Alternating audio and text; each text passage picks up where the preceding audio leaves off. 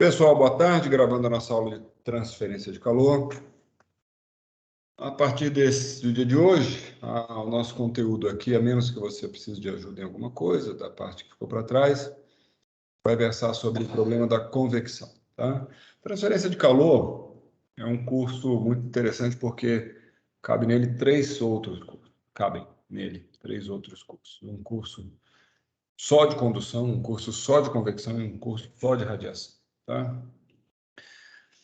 E não porque eles sejam grandes em cada uma parte, mas porque a maneira de você interpretar ou de encarar cada problema ela é diferente. Tá?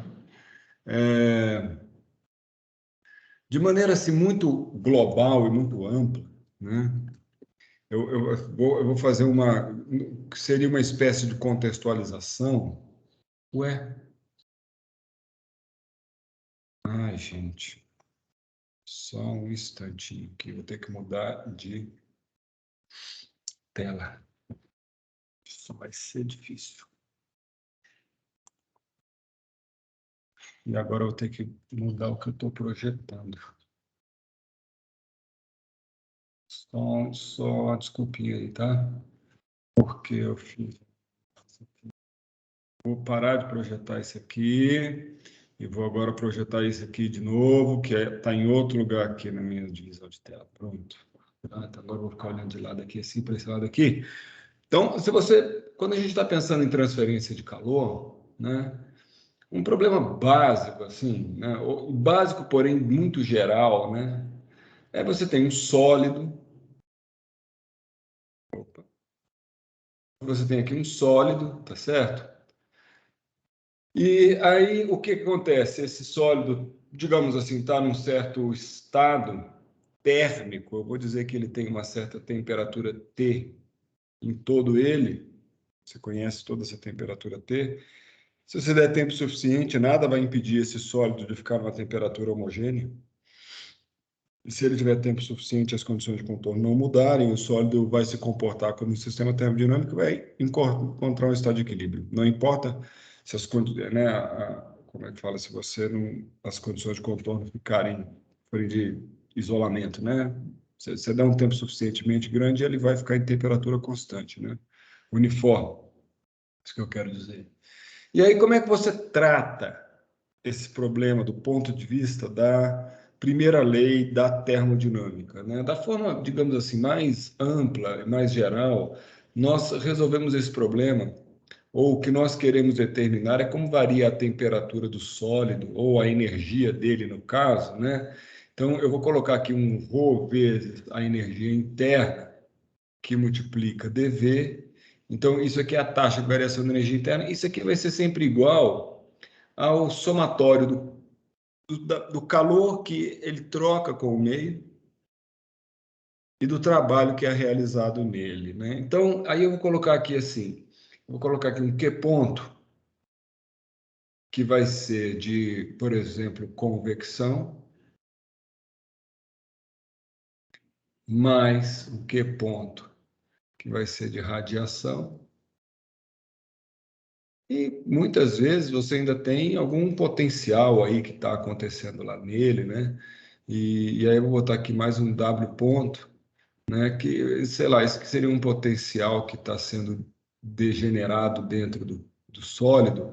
Nesse W ponto você pode botar, inclusive, o que a gente muitas vezes tem chamado de geração interna, que seria o decaimento de um potencial radioativo. Eu já falei disso várias vezes, né? Muito bem.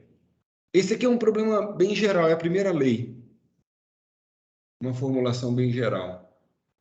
Quando a gente vai olhar para o calor que é trocado por convecção, teve uma contribuição aqui que nós reputamos ao Newton. Tá?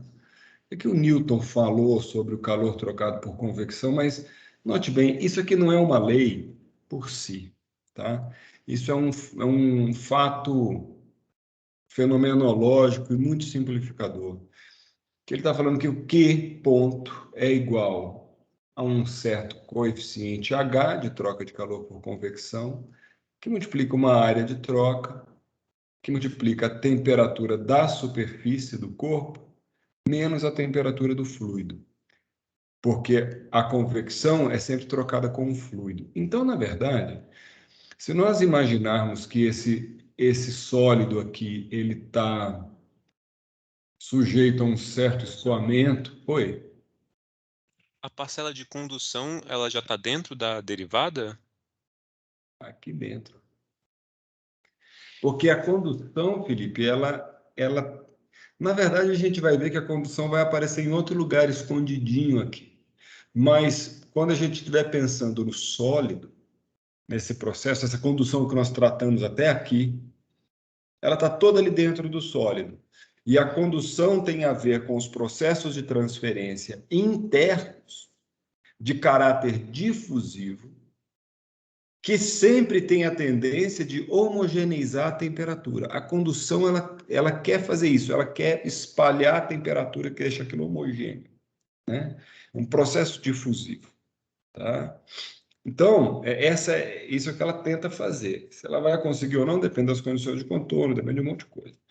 Mas, voltando aqui ao nosso escoamento, então, esse cara aqui ó, vai ser um escoamento, tá? Eu vou desenhar ele só desse lado aqui, para dizer que ele tem uma temperatura T infinito. Aí eu queria falar só, eu acho que eu já falei disso no passado, mas quem é T infinito? Porque o que é a convecção? A convecção é a troca de calor, são os processos de troca de calor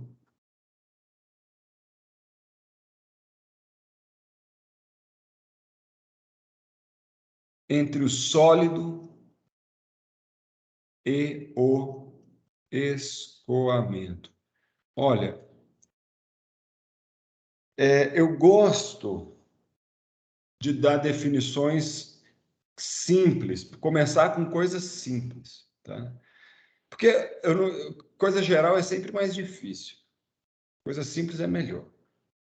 Então, por que eu estou falando isso? Porque você pode querer me questionar. Você fala assim, não, mas um, um escoamento, ou um fluido, pelo menos, escoamento eu diria que não, mas um fluido não pode trocar calor com um sólido por condução? Pode. E troca, tá? Naturalmente isso acontece. Pode e troca, tá? Só que não é o que a gente vai ver em 99% das vezes. Porque a gente vai ver um mecanismo que tem mais coisa no meio, tá?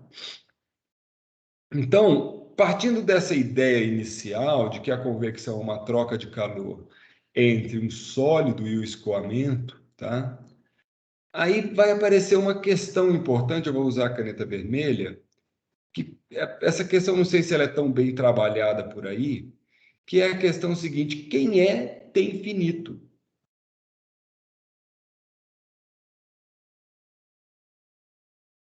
Porque você há de convir comigo o seguinte: se o sólido está transferindo calor para o escoamento, né?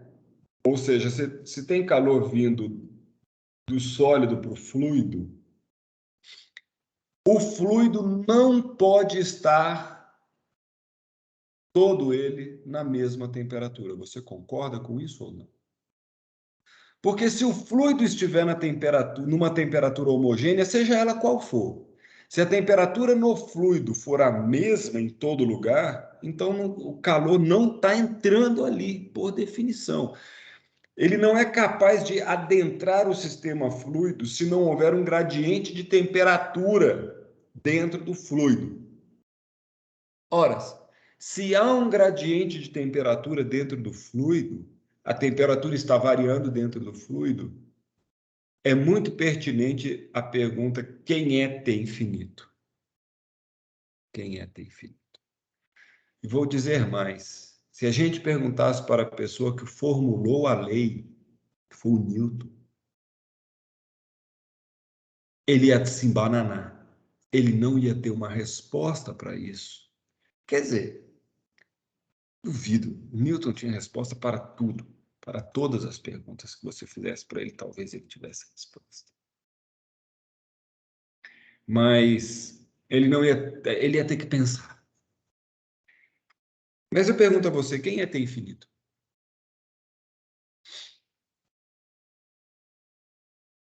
Porque a temperatura do fluido está variando.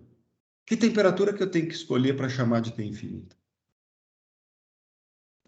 Eu só estou pensando aqui uma temperatura fora da camada limite térmica, seria, já que envolve escoamento, né, teria uma camada limite. O T infinito seria a temperatura mais longe da camada limite, não sei. Perfeito. E é por isso, Marcos, que o Newton não ia poder responder a pergunta, não do jeito que você falou, porque a teoria da camada limite nasceu em 1904 com Ludwig Prandtl, né? E o Newton já tinha morrido na época, né? O conceito não estava disponível. Provavelmente o Newton ia pensar durante uma meia hora e ia fazer o trabalho do Prandtl. Mas aí, o que é... Então, o que o Marcos falou aqui está certo, está maravilhosamente correto. Então, na verdade, o que a gente tem é o seguinte: se você imaginar que isso aqui é um pedaço da superfície sólida, nós já vimos que dentro do corpo sólido, para que haja transferência de calor, tem que haver gradiente de temperatura. O mesmo deve ser dito em relação ao corpo fluido. Então, na verdade, o fluido está escoando aqui, nas vizinhanças desse sólido, certo? Então, está lá o fluido está escoando, né? E naturalmente, então aí você imagina que o sólido está na temperatura TW,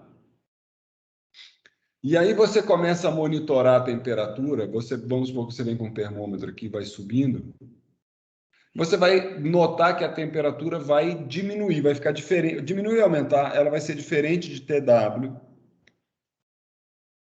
e ela vai começar a variar, e vai ter uma hora que ela não vai variar mais. E quando ela não variar mais, ou seja, você vai ter, se você ficar medindo a temperatura, vamos botar uma régua aqui, ó.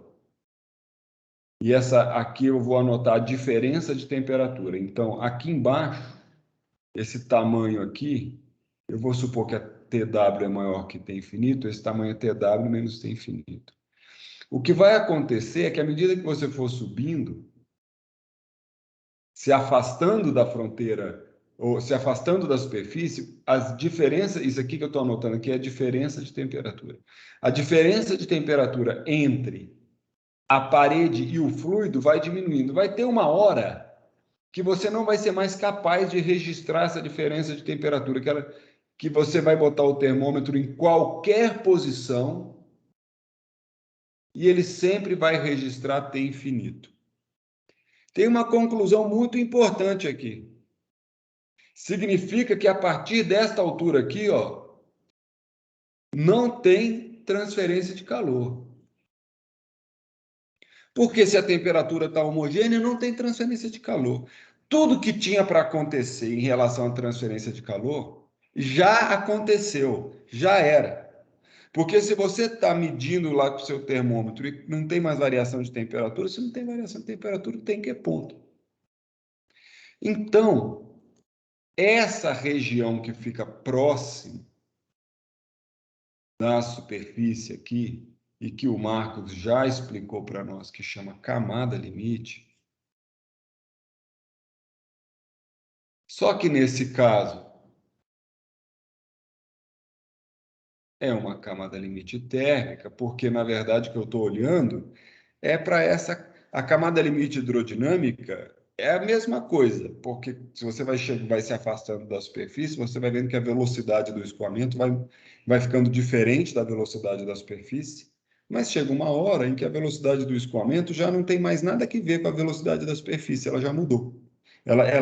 Toda a influência que a superfície podia ter no campo de velocidade, ela já teve.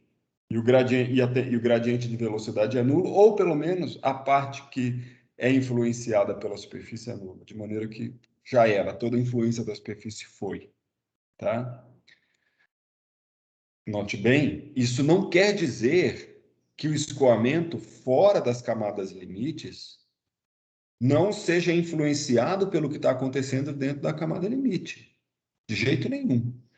A camada limite, de muitas maneiras, pode ser interpretada como uma condição de contorno para as equações que governam o problema. Tá?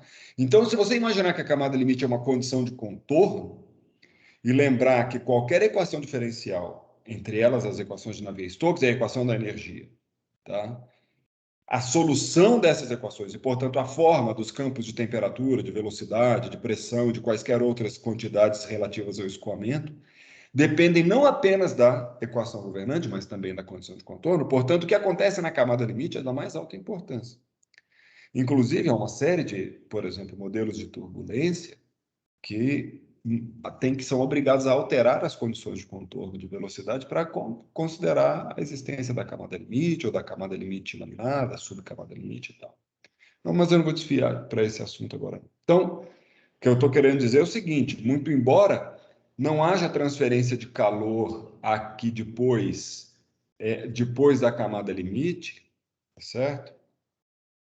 É muito provável que, como é que fala, que a taxa total de transferência de calor, a temperatura do fluido lá fora, dependendo da situação, pode estar influenciada pela condição de contorno. O escoamento, aí nós vamos ver em cada um desses casos. Tá? Mas eu estou te chamando a sua atenção para isso, porque é o seguinte, se você pensar aqui, então, no T infinito, né, que ele é, então, qualquer temperatura. Então, eu vou responder a minha pergunta. Ontem eu dei uma palestra em que eu fiz uma pergunta e eu mesmo respondi a minha pergunta no final. Acho que, inclusive, teve gente daqui que estava lá. Eu vi, eu não conseguia ver. Você estava, né, Felipe? Então, eu mesmo responder a minha pergunta. Quem é T infinito? Tá? T infinito é uma temperatura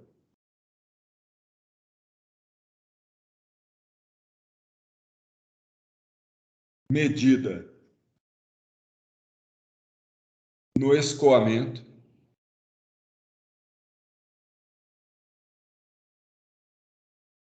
distante o suficiente da superfície,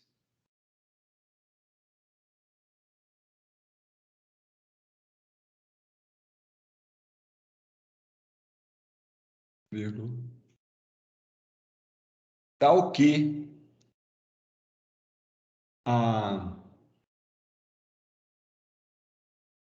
seu valor, né, ou o valor da medida, seja independente. Não, não vou falar isso não.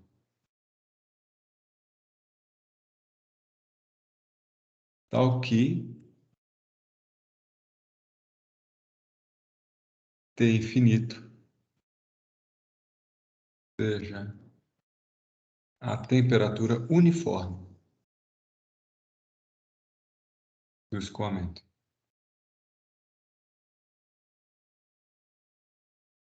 A partir daquele ponto, é claro.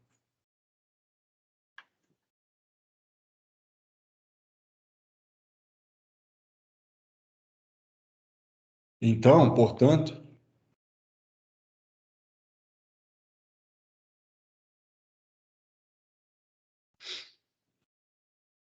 onde se mede T infinito, não há transferência de calor.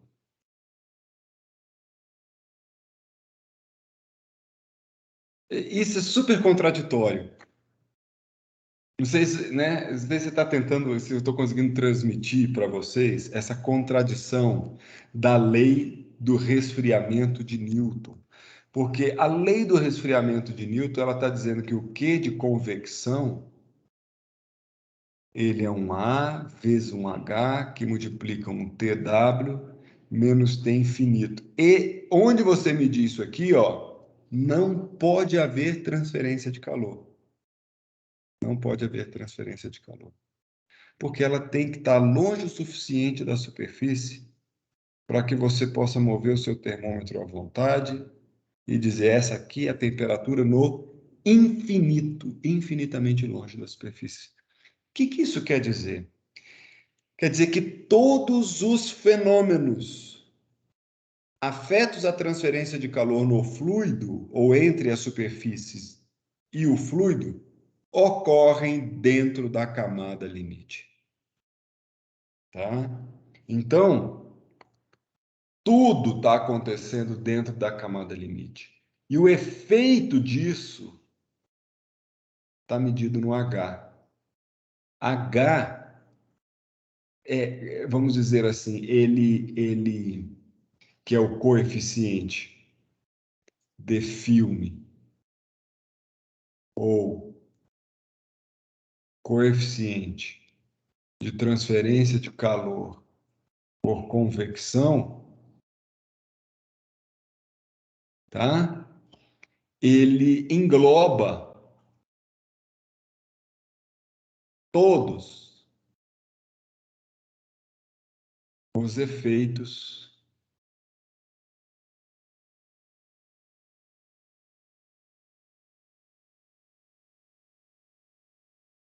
do escoamento na camada limite.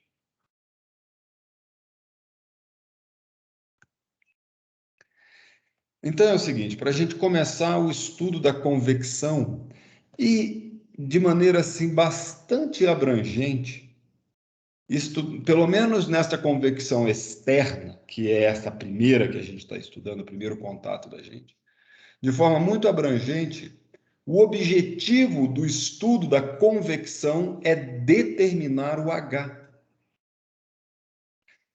Porque note bem, na hora que você determina o H, você acaba determinando como é a lei de transferência a condição de contorno térmica por condução. Você diz quem é o que ponto de convecção. Então, uma vez que você determina o H, você pode voltar lá para o problema de condução e usar os métodos que você aprendeu em condução para resolver o problema. A questão aqui é determinar o H, tá? Então, determinar o H é muito importante, né? Queremos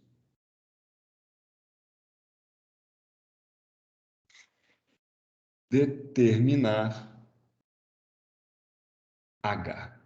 Isso aqui é quase como o objetivo principal do estudo da convecção, assim, mas olha, num curso de graduação eu falo isso. Eu falo de o objetivo principal é determinar isso. Não é bem verdade, porque no fundo você também quer descobrir às vezes como é o escoamento, às vezes o escoamento é gerado pelos processos de transferência de calor, como ocorre na convecção natural, tá? Então, outras vezes, quando o escoamento é interno, e nós vamos estudar esse tipo de escoamento, nós vamos ver que H vai ser a parte fácil. A parte difícil vai ser determinar o gradiente ou campo de temperatura, determinar o H vai ser muitas vezes uma constante. Então, mas, de fato, assim, 70% do trabalho em convecção é determinar o H. Se você pegar um livro de engenharia para você usar na sua vida de engenheiro, coisa e tal, as principais coisas que você vai encontrar ali são a sua principal ferramenta, a principal sabedoria que você está procurando, são as correlações de Nusselt, Reynolds e Prandtl, para te dizer, para você determinar o Nusselt, com o Nusselt você saber o H. E com H você, por exemplo, determinar o coeficiente global de troca de um trocador de calor, de transferência. O coeficiente global de como é que fala, de troca de calor, de um trocador de calor. É isso que você vai querer, assim, né? na força bruta. Então, e isso é determinar o H, tá? Então, naturalmente, nós vamos estudar muito a camada limite. Para fazer isso, precisamos estudar a camada limite. Mas antes de a gente chegar lá na camada limite, então, mas como que a gente faz? Como resolver o H? Qual é o procedimento? O procedimento é assim, se você pegar lá, tem sempre aquela questão, a condição de contorno térmica. Então, se você tem aqui uma superfície sólida, tá? E agora nós vamos fazer uma hipótese que quase sempre é verdadeira, que é, eu vou fazer um rachurado aqui, ó, o que está de azul é fluido, tá? Essa hipótese, que é quase sempre verdadeira, e olhe minhas palavras quase, hein? É a hipótese de aderência.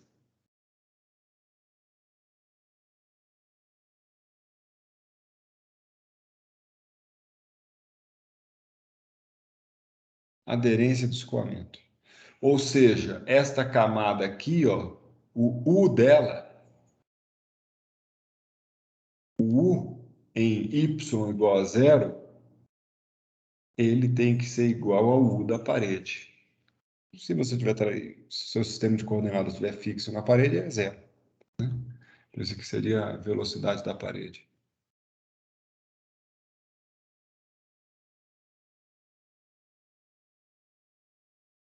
Né? Então, a primeira camada de fluido está aderida.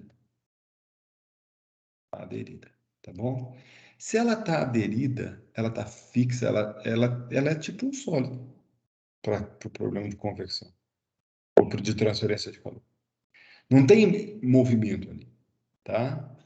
Se não tem movimento, na primeira camada de fluido,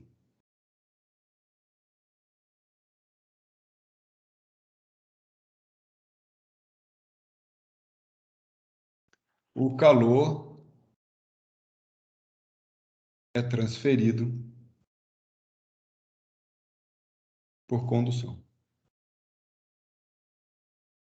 Apenas, pode até escrever essa palavra aqui. Apenas. Tá? Então, o que isso quer dizer? Quer dizer que quando a gente estiver olhando aqui, eu vou apagar esses 2 pontos aqui, quando a gente estiver olhando para esse problema aqui, eu vou botar de vermelho aqui o que seria a camada limite térmica. Isso aqui é aquela região, tá certo? Onde há diferença de temperatura, tá? Que a gente esboçou já ali em cima. Então, aqui em cima, nós temos o nosso querido T infinito.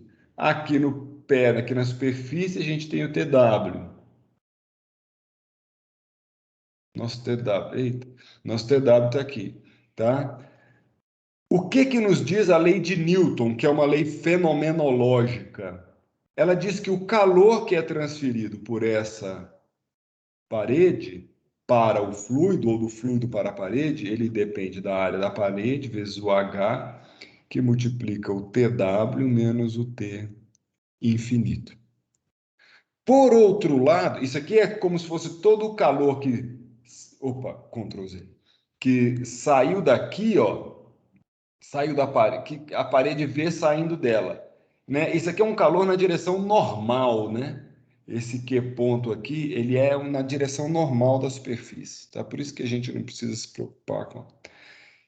Se a gente chamar essa direção normal aqui de direção Y, só por conveniência, eu sei que todo esse calor que está saindo por convecção, ele passou pela primeira camada de fluido. E na primeira camada de fluido, ele passou por condução. Então, a lei da condução é menos K, aqui no caso seria do fluido. K não é o K do sólido, aqui a gente não pode se confundir com isso aqui, porque eu estou olhando só para o fluido. Isso aqui é do fluido. É uma propriedade do fluido. Vezes a área da superfície, que tá, porque a lei de Fourier tem área, vezes o gradiente de temperatura. Tá? Agora, aqui é muito importante a gente notar uma coisa. Mesmo que na primeira camada de fluido haja variação de temperatura na direção X, suponha você por um instante que haja variação de temperatura na direção X. Tá tendo transferência de calor no fluido ali pela direção X, ele está vindo de algum lugar. Menos da parede. Você concorda? Por quê? Porque se na direção X está tendo gradiente de temperatura, essa direção no nosso sistema aqui, na maneira como a gente fez, ela é tangencial à superfície. Então, o gradiente de temperatura na direção tangente não tira nenhum calor de dentro do sólido. O calor fica todo lá dentro. Ele está tangente na superfície, a componente tangencial não pita nada. A única que importa para a transferência de calor aqui é na direção normal. E a direção normal, quem é? No nosso sistema de coordenadas aí, é simplesmente dt dy. E, se o nosso y foi definido como foi ali, ó, A avaliado em y igual a zero. Lembrando que, na verdade, esta temperatura na parede aqui, ó, ela, em geral, é igualzinha à temperatura no fluido em y igual a zero. Porque o fluido, quando era um contato entre dois sólidos, no contato entre dois sólidos, a temperatura não é obrigatoriamente contínua. Quem é obrigatoriamente contínuo toda vez é o fluxo de calor. Se alguém te perguntar um dia, a temperatura tem que ser contínua numa transição entre dois materiais, entre dois sólidos? Não, você pode responder com a maior tranquilidade. Não, não precisa ser contínuo. Então, quer dizer que o fluxo de calor não é contínuo? Você fala, não, claro, o fluxo de calor é contínuo, porque o fluxo de calor, ele tem que ser contínuo para respeitar a primeira lei da termodinâmica. A temperatura é do homem. Isso aí não tem nada a ver, não. Porque você que mede, você que a gente que inventou, fluxo de calor não. Tá? Então, agora, o líquido e o fluido faz um contato térmico realmente fabuloso. Uma exceção notável, e aí, muito embora o contato esteja acontecendo com o líquido, ou com o fluido, com o escoamento, mas a temperatura ela não vai ser contínua, é quando estiver havendo mudança de fase no fluido. Se estiver tendo mudança de fase, é diferente. Porque quando estiver acontecendo mudança de fase, até a definição da temperatura do fluido ali vai ter que ser uma coisa bem pensada. Porque, em geral, e o pior é o seguinte, quando tem mudança de fase, ela acontece preferencialmente na superfície, no fluido que está encostando na superfície sólida, que é onde tem ponto de nucleação. Né? Tem essas pequenas rugosidades, tem às vezes uma sujeirinha, e ali num ponto preferencial, aquele ponto estimula ou causa as instabilidades necessárias para que haja mudança de fase. E aí você tem uma loucura, porque quando o fluido muda de fase, o calor específico dele cresce singularmente. Isso quer dizer o quê? Que muito calor é transferido para pequeníssimas variações de temperatura. São tão pequenas que um modelo mais comum de todos, o mais sabe dizer que quando tem mudança de fase, não tem mudança de temperatura. Porque é o que a gente percebe, quando começa a mudar de fase, a temperatura, você olha e fala, ué, parou de mudar a temperatura, estou passando calor, e não está mudando a temperatura. No fundo, está. Mas é tão ridiculamente pouco que é melhor você botar na conta de um calor específico gigante que você acaba chamando de calor latente. Você entendeu? Então, o que ocorre, mas aqui em geral, essa aqui é a temperatura do fluido também, em Y igual a zero. Então, se você olhar bem, cancelar esse A aqui e esse A aqui, ó, né? Na verdade, é uma coisa importante que eu queria te chamar a atenção, todo este problema aqui, ó, isso aqui é no escoamento. Porque essa lei de Fourier está aplicada no fluido, tá? No escoamento. Então, olha que interessante, para resolver o H, quem é o H então? Ao fim e ao cabo, H é menos K do fluido, que multiplica dt dy em zero, dividido por t de zero, menos t infinito.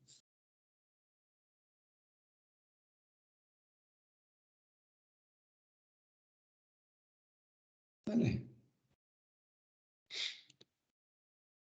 Isso quer dizer o quê? Isso quer dizer uma coisa muito simples. Que para você determinar o H, você precisa de duas informações. Quer dizer, o H depende de quem? do material do fluido, da constituição química do fluido. Vou chamar simplesmente do fluido. No que ele depende do fluido? No que ele pode depender do fluido? Quais são as propriedades do fluido que vão influenciar no H?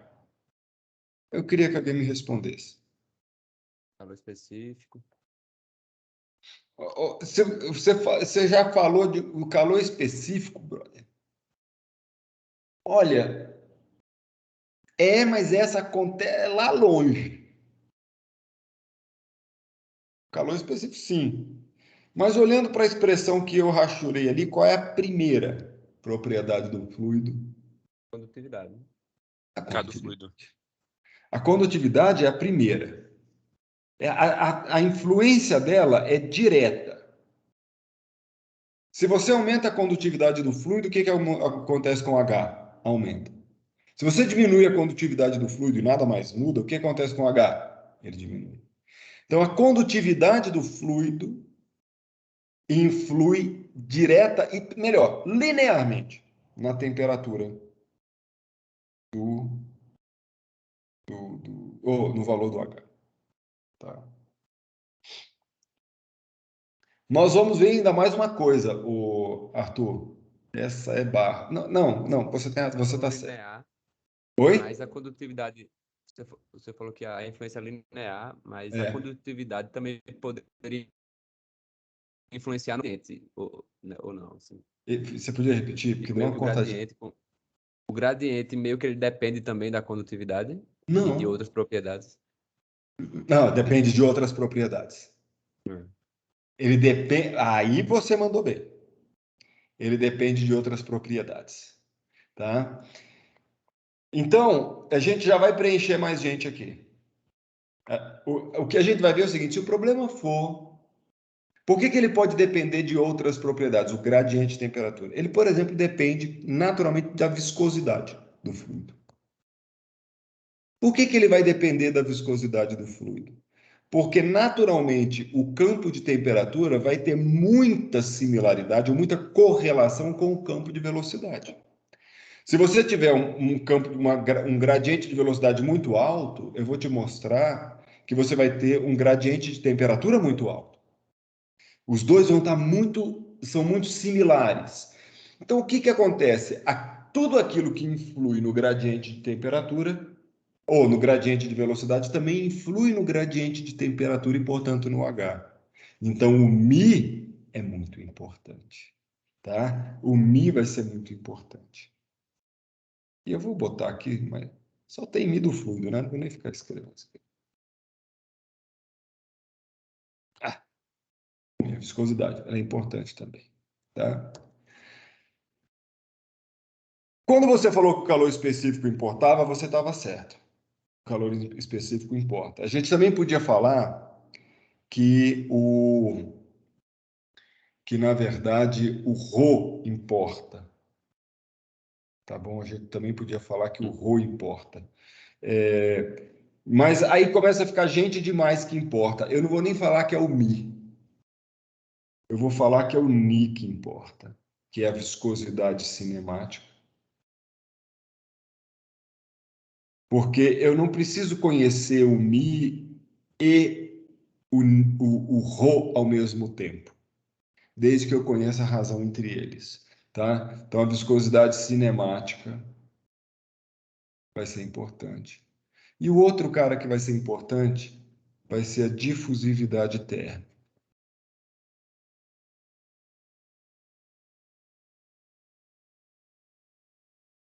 E aí eu vou te explicar por quê. A viscosidade cinemática ela é importante porque ela altera o escoamento.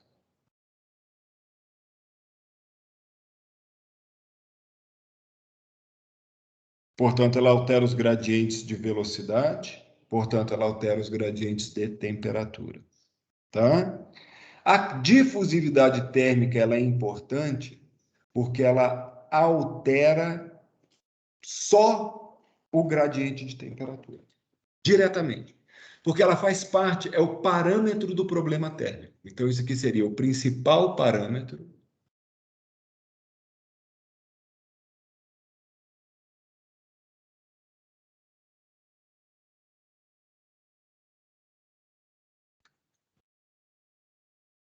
Porque você pode vir e falar assim, mas o ρ é muito importante. E né? O calor específico é muito importante. Sim, é verdade. Mas você não precisa conhecer todos isoladamente.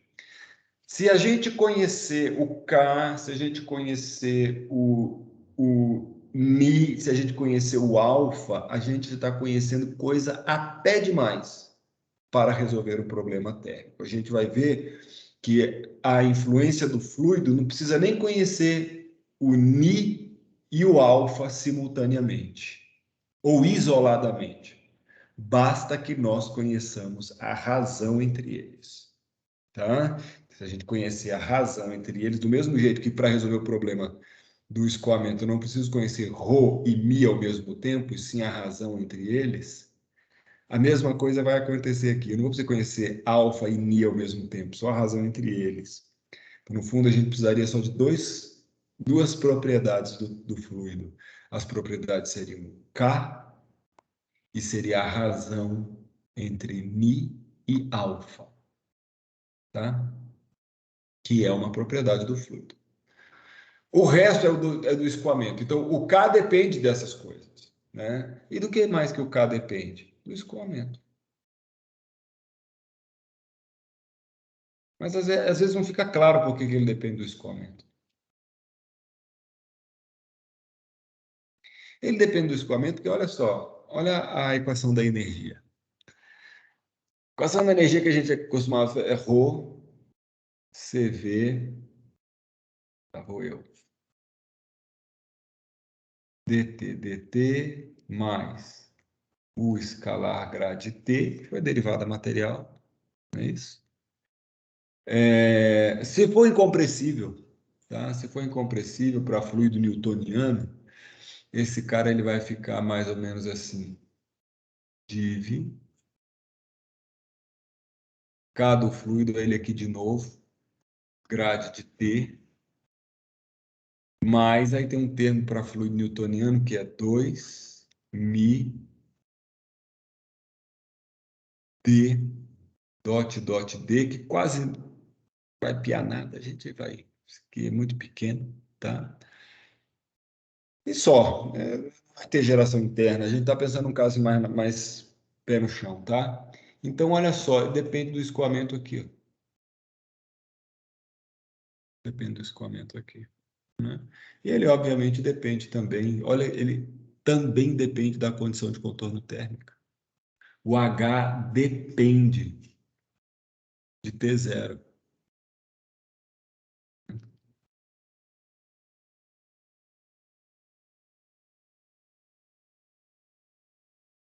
O H depende de T0. Mas essa dependência, ela é meio que... porque parece estranho isso, mas é porque, às vezes, você conhece o T0 logo de saída, porque você sabe que o T0 é uma condição de contorno, então nem fica parecendo que aquilo importa. Tá? Mas outras vezes, você não conhece o T0.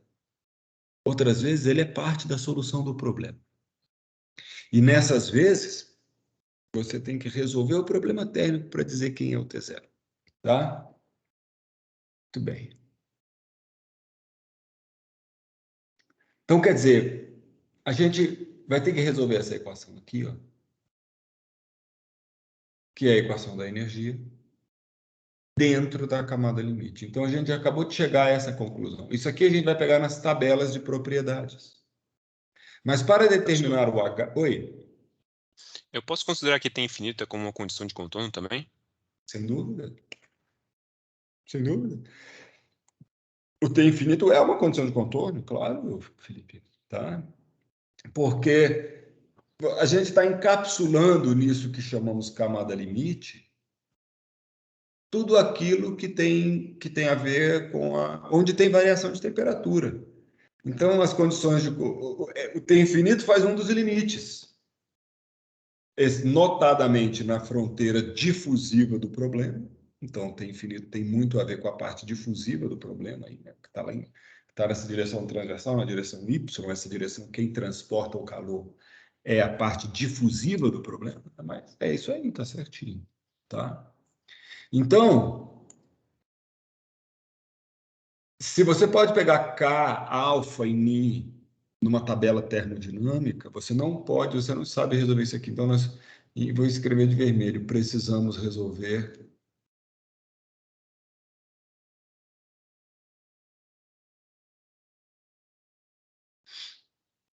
vou falar, né? Vou resolver, tá errado. Determinar campo de temperatura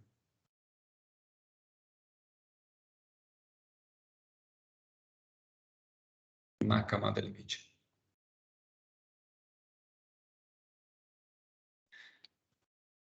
Depois que a gente determinar o campo de temperatura na camada limite, a gente vai. É como se assim, a gente faz o trabalho inteiro, faz todas as contas.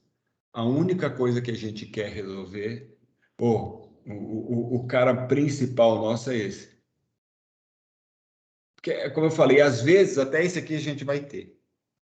Né? Muitas vezes esse cara aqui, esse T0, muitas vezes não, ele é quase sempre igual ao TW mesmo, né? Mas ele é conhecido. Então é mole, ele é dado.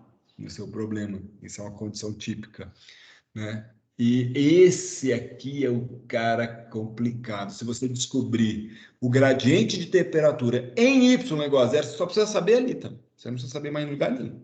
Mas se você descobrir em y igual a zero, provavelmente você já sabe o H e já resolveu o problema, tá? Então essa que é a questão, que a gente todo o esforço que a gente faz é em direção de tentar determinar esse gradiente de temperatura na parte fluida, da primeira camada de fluido, em Y igual a zero. Dúvidas? Comentários? Se a gente fosse adimensionalizar esse problema aqui, ó,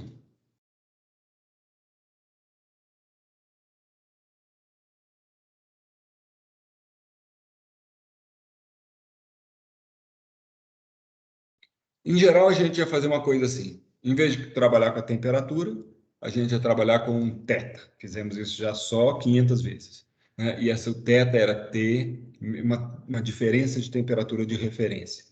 Às vezes era T menos TI, outras vezes é T menos T infinito, que vai ser o nosso caso. Né? Então, pronto, fiz esse θ aqui. Né? E quem que vai ser a diferença de temperatura de referência? Isso aqui é a diferença de temperatura em relação ao T infinito, porque essa é a diferença de temperatura que abarca os fenômenos de transferência de calor que estamos interessados neles. A diferença de temperatura de referência seria o TW menos T infinito, é a mais natural de todas, né?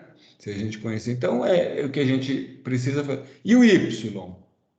Né? A gente precisa de um Y de referência, um comprimento característico. Aí eu vou chamar esse comprimento característico de algum L. Por exemplo, se for uma placa muito comprida, pode ser o comprimento da placa, porque esse L, né, tem a ver com a área de troca. Você pode imaginar que essa área de troca,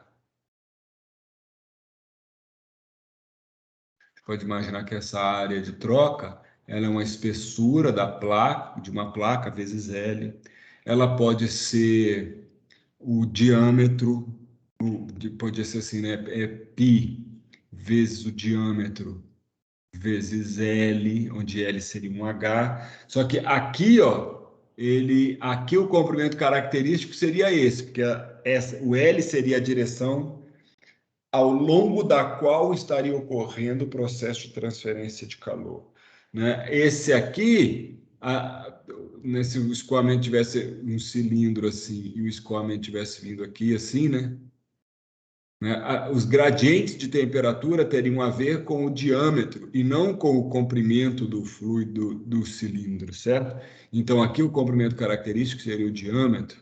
Se fosse uma esfera, que seria π, 4πr ao quadrado, naturalmente esse seria o comprimento característico. A gente vai ter que aprender a escolher o comprimento característico nos problemas de convecção, mas eu vou chamar simplesmente de L.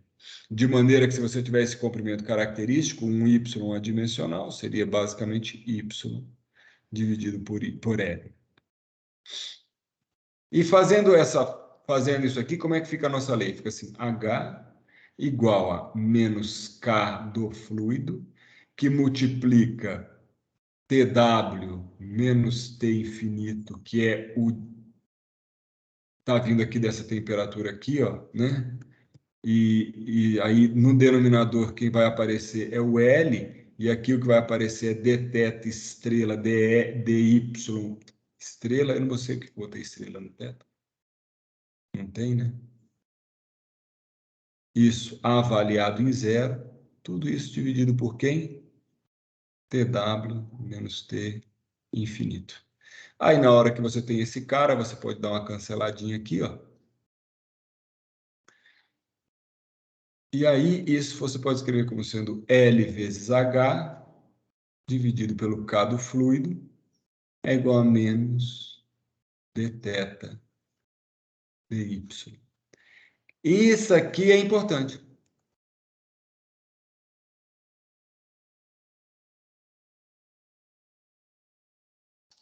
Como eu sei que essa parte que está em θ aqui, ó, θ e y estrela, né? Como eu sei que essa parte é adimensional, eu sei que a parte do lado esquerdo também é adimensional. E, na verdade, a gente já sabia disso, porque nós sabíamos que L vezes H dividido por K parece demais um grupo adimensional que nós já vimos exaustivamente na parte de condução, que é o número de Biot.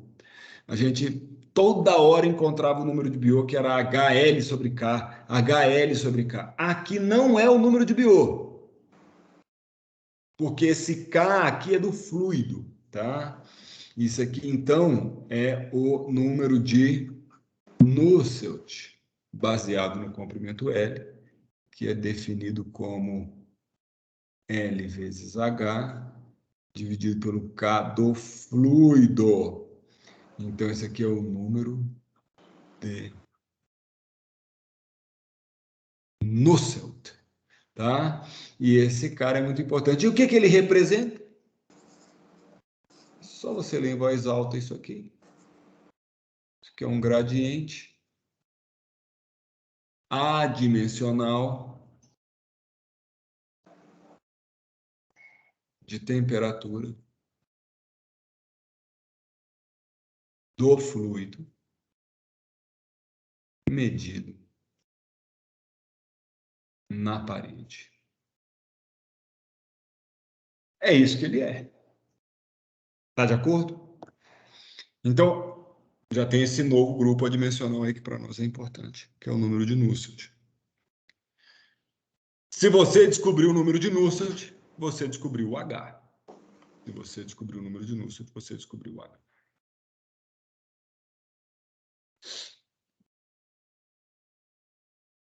Professor, Oi. então o número de Nusselt é sempre igual a menos a derivada de θ em relação a y? É No ponto zero? sempre uma palavra forte demais, mas assim, nesse caso aqui ele é, tá? Nesse caso aqui ele é. Então Mas eu não acho o ah, Nusselt por essa definição, mas sim pelo LH sobre K, né?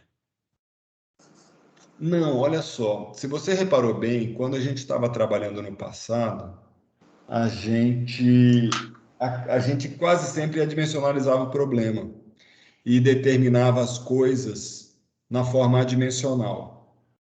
Aqui vai ser mais ou menos o seguinte: eu sei que o Nusselt é isso aí. É por isso que o Nusselt tem a ver com o H. E aqui eu estou conseguindo dar uma interpretação física para ele. O que vai acontecer na grande parte dos problemas é que nós vamos resolver o problema e vamos sair do outro lado com uma expressão para o Nusselt, com uma fórmula para o Nusselt. Aí, com essa fórmula para o Nusselt, eu vou lá, calculo ele e com ele eu sei quem é o H. É isso que eu quero te dizer.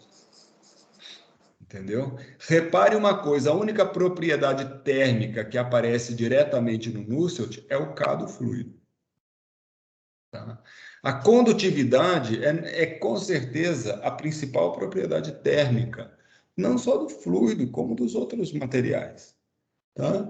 Ela é que tem a ver com a disponibilidade de transferência de calor. As outras são a capacidade que o corpo tem de acumular ou não energia interna. Mas a energia interna por si só não é calor. O calor é a energia interna sabe, se movimentando, saindo de um lugar indo para outro, atravessando alguma superfície, alguma fronteira. Você só pode definir o calor se você definir uma fronteira. Então, na hora que você definir essa fronteira, para calcular o calor através daquela fronteira, a principal propriedade que você precisa ter, ou melhor, a única, que você precisa conhecer para determinar esse calor é o K. Tá?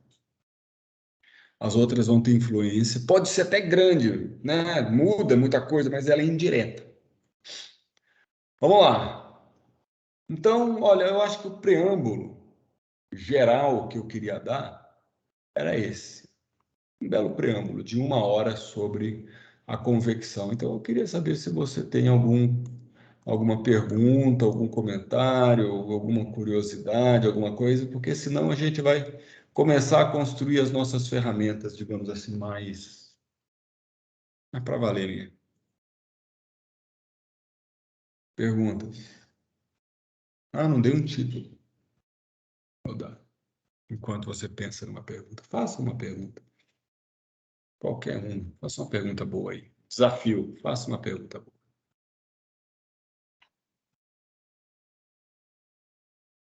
Deixa eu te dar uma perspectiva. Daqui a algum tempo você vai ser uma pessoa importante pra caceta. Não que você não seja agora, eu quero dizer assim, você vai estar fazendo outras coisas. Provavelmente você já fez, principalmente a rapaziada mais primaveras, já pode ter, por exemplo, participado de uma conferência, congresso, ou ter feito a mediação de uma palestra ou de um debate, né? É uma posição interessante aquela ali que você está, né? Você ouve alguém falar e tal, legal isso. Só que tem uma coisa que você sempre, enquanto estiver nessa posição, tem que fazer, que é uma pergunta inteligente. Você podia... O que eu quero dizer é o seguinte, se você um dia for convidar, poxa, organiza um seminário aí para mim. Aí eu peço aí para o Felipe, organiza um seminário aí na sua área. Convida alguém para fazer uma palestra. O Felipe fala, pô, que massa, vou convidar alguém. Aí ele vai lá, convida, alguém aceita. Cara, que legal. O cara vai lá e dá uma palestra. No final, você sempre... Como é que você manifesta o interesse da audiência pela palestra? Como é que a audiência manifesta o seu próprio interesse? Pelas suas questões. Aí dá um silêncio. Então fica aqueles 30 segundos. Não, 30 segundos é demais. Ninguém suporta 30 segundos de silêncio quando você fala, faça uma pergunta. Ninguém aguenta. 5 segundos. Você já está, como hoster, você já está preocupadíssimo. Você já está, meu Deus do céu. Daí você já vem com aquela, olha, não, enquanto o pessoal formula as questões e tal, eu vou fazer a minha, que eu tenho muitas questões. Então você tem que fazer uma pergunta. E ela tem que ser inteligente. Faça uma pergunta. Te dei uma palestra geral de convecção nível graduação durante 1 hora. Faça uma pergunta. Inteligente. Cadê? Se não estivesse gravando, eu ia usar adjetivos agora para vocês. Eu usaria adjetivos. Mas está gravando, então eu prefiro me abster. Professor, uma dúvida. Vai! Não, e de quem veio vai ser boa. Vai lá. Não, o que muda na transferência de calor quando o fluido é um plasma? O que é plasma? Explica para o pessoal. Não sei O que é definir. plasma? Porra, legal. Tá. É um gás ionizado. É um gás ionizado. Alguém foi o Matheus. Essa é a definição padrão, clássica. É um gás ionizado. Qual é a Matheus? O que diferencia um plasma de um fluido comum, principalmente, já que ele é um gás ionizado? Tem efeito eletromagnético também. Pronto, só isso. Beleza, obrigado, Matheus. O fato de ele estar ionizado significa basicamente que os constituintes deles respondem A água responde ao campo elétrico. Eu não sei se você sabe disso. Se você aplicar um campo elétrico porreta bastante assim, não precisa ser muito grande, não. Um campo elétrico de bexiga escovando no cabelo é capaz de mudar a trajetória de um filete de água descendo de uma torneira. Tá? Se você fizer um campo elétrico. Por quê? Porque a água é muito polar. É uma molécula muito polar. Então, ela acaba sentindo esse campo elétrico. A água percebe a presença do campo elétrico mecanicamente. Ela manifesta aquilo mecanicamente. Tá? O plasma, muito mais. Certo? Então, Rogério, se a gente estiver pensando no plasma per se, pelo fato de ele ser um fluido que é um gás ionizado, tá? Na fase ionizada, né? Ele o que vai acontecer é que a equação do movimento dele não é a mesma. Porque se ele tiver sujeito se nas vizinhanças dele, principalmente, tiver acontecendo ele tiver sujeito a campos eletromagnéticos, ele vai responder a isso, e isso vai aparecer na equação do movimento, e o campo de velocidade vai mudar, e, portanto, o campo de temperatura vai mudar. Tá? Acontece que quando o plasma ocorre, principalmente nas aplicações aeronáuticas e aeroespaciais, ele ocorre em condições muito especiais. Ele quase sempre ocorre para escoamentos compressíveis com onda de choque. É onde você vai encontrar plasma. Nas nossas aplicações, eu quero dizer, e talvez mais notadamente nas que estão sob o seu radar. Né? Então, aí eu te digo que mais importante do que propriamente o processo fenomenológico da convecção associado ao fato de você estar com uma fase que provavelmente é um plasma, é mais importante para você o fato de você estar num escoamento compressível e com onda de choque. Aí é uma coisa que vai extrapolar bastante o que a gente está fazendo nesse nosso curso.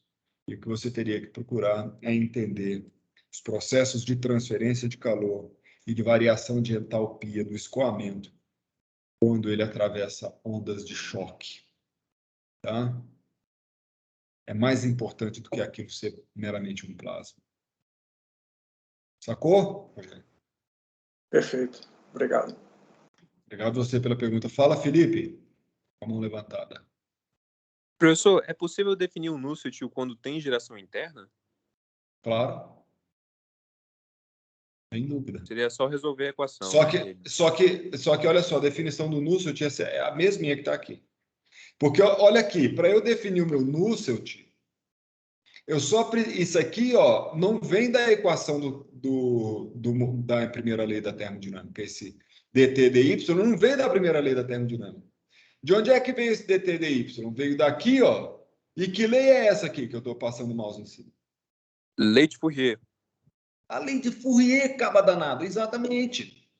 Então, eu não estou tratando aqui, eu não tive que resolver, entendeu?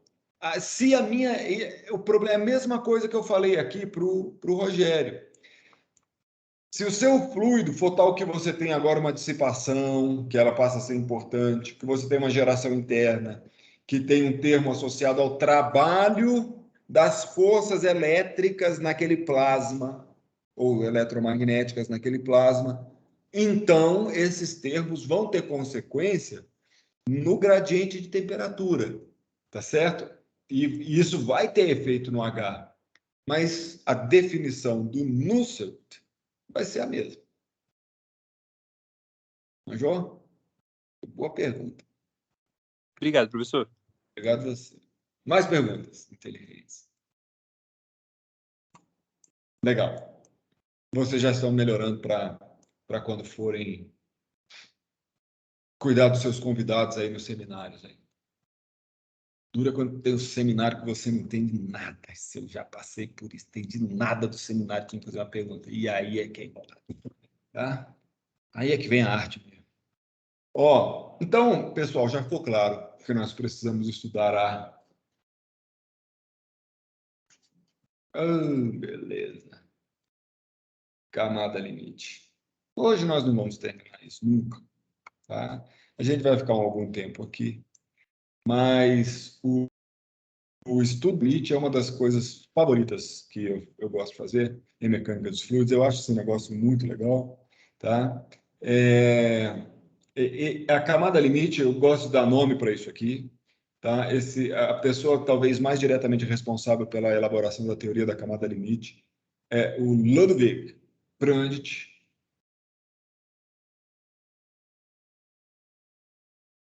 E os seus orientados, tá? Entre eles o von Karman, o Blasius e outros caras importantes aí da linhagem do Prandtl, tá? Mas é muito importante a gente lembrar que o Prandtl foi a pessoa que fez a teoria da camada limite. A teoria da camada limite, ela surgiu ele publicou isso aqui no ano de 1904. Matheus, o que aconteceu em 1904? Que ano é esse? Em relação a quê? Em relação à única... É da relatividade de Einstein. É um ano Tem um antes nome. da relatividade. Não? Não, mas 1904 ganhou o nome de um ano. Eu acho que é 1904. Relatividade é 5, eu acho. Esse aqui é o ano fabuloso, uma coisa assim, tá? Depois você procura. Teve publicação de 3 artigos do Einstein, um do Planck, que sai, no mesmo ano aparece, tá tudo ali em volta de 1904. Depois você procura por isso, você vai ver essa. Eu pensei que ia estar na ponta da língua, tá? Mas eu acho que chama O Ano Fabuloso, tá? Tudo mais ou menos acontece. É 5, não? Não, pode procurar. Procura no Wikipedia aí para não gravar a minha procurada aqui. Procura os papers aí, tá? Você vai ver do Einstein, tá certo? Mas se foi 1904, 1905, esse período de 2 anos, 3 anos, foi muito incrível. A teoria da camada limite resolveu um dos problemas da física clássica que persistia há muito tempo, tá? A física clássica tinha um problema sério para resolver. Era o seguinte problema. Se você pegar, eu vou fazer isso aqui, entra como uma... Fala, Felipe. Professor, eu chutei que era o paradoxo de D'Alembert, mas posso estar errado. É ele! É o paradoxo de D'Alembert. Tá? Tinha um paradoxo. O que é esse paradoxo? Ele é muito legal. Tá? É uma ideia muito interessante. Tá? A ideia é a seguinte. Se você pegar o escoamento potencial, o escoamento potencial ele parte do princípio pressuposto. Ele fala que o gradiente o escoamento potencial depende da vorticidade ser nula. Tá? Quando a vorticidade é nula, significa que U pode ser escrito como gradiente de um potencial. Toda vez que você tem um campo vetorial que é irrotacional, aquele campo vetorial pode ser escrito como potencial de alguma coisa. Tá? Pronto, então isso aqui é uma consequência. Outra coisa mais legal é que se além de ele ser potencial, ele for incompressível, ou seja, se o div de U for igual a zero, quando você substituir esse grade de φ aqui no div de U, vai ficar laplaciano de φ. Ô, delícia! Se você resolver o problema da matemática mais clássico de todos, né? Esse aqui é o problema de Laplace, né? Você resolve... O Juan mandou uma mensagem aqui. Aonde, Juan? Eu vou ver, Juan, sua mensagem.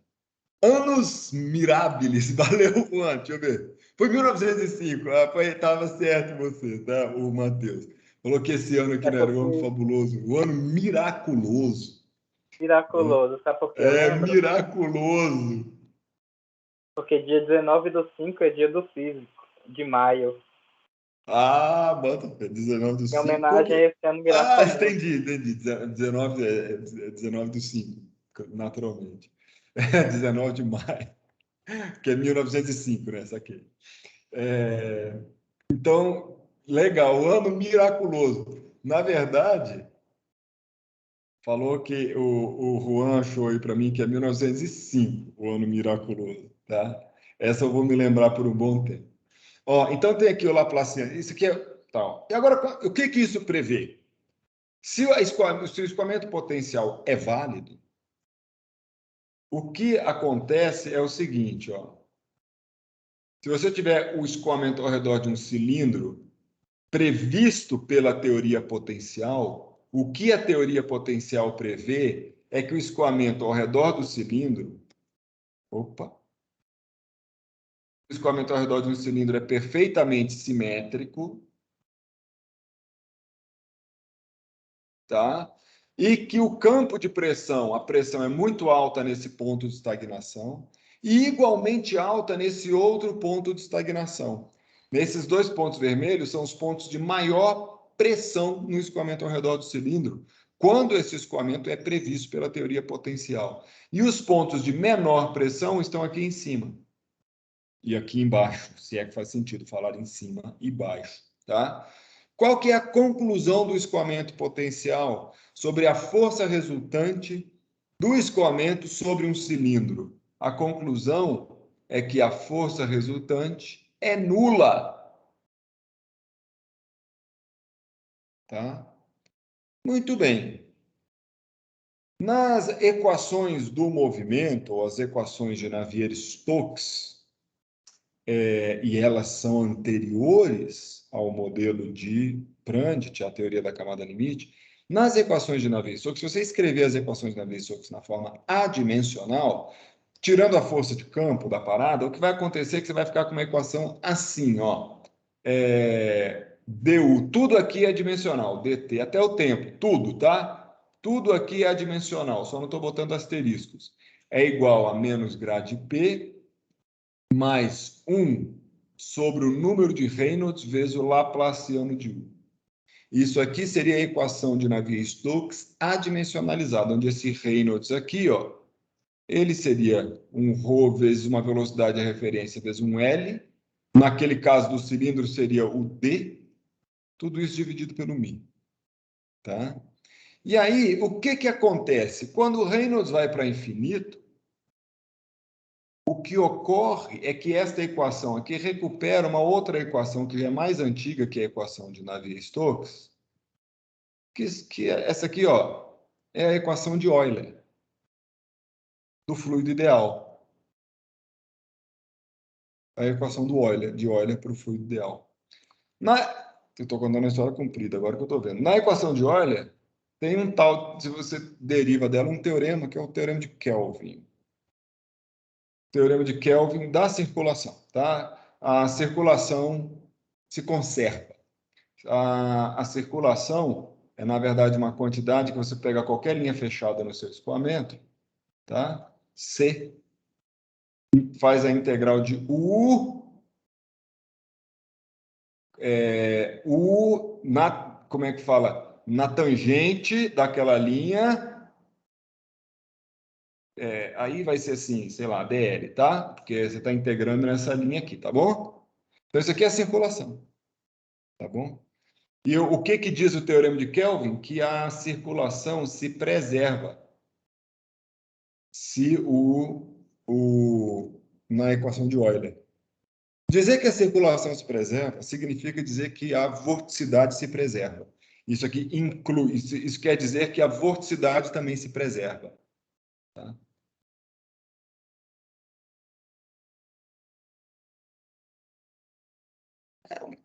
Dois palitos você demonstra isso, é muito fácil. Tá? A vorticidade se preserva. Qual é a consequência disso? A consequência é que se você tem um escoamento sem vorticidade, ele vai ser sem vorticidade para sempre, porque se ela se preserva. Então aí surgiu um paradoxo. Qual era o paradoxo? Paradoxo. Era, se você pegava um escoamento ao redor de um cilindro, e começava a aumentar a velocidade desse escoamento, ou seja, se você aumentava o número de Reynolds, o que você esperava? Você esperava que a sua equação de Navier-Stokes gradativamente fosse degenerando para uma equação de Euler. Como o escoamento a montante não tem vorticidade, então ele ia passar, ele nunca mais ia ter vorticidade. À medida que ele fosse se parecendo cada vez mais com a equação de Euler, ele ia ter que recuperar esse resultado da equação de Euler.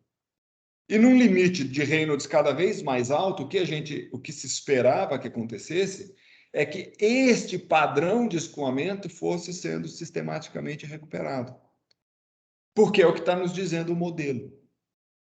E isso jamais acontecia. Na verdade, se você aumentar o Reynolds, a força de arrasto só aumenta, tá?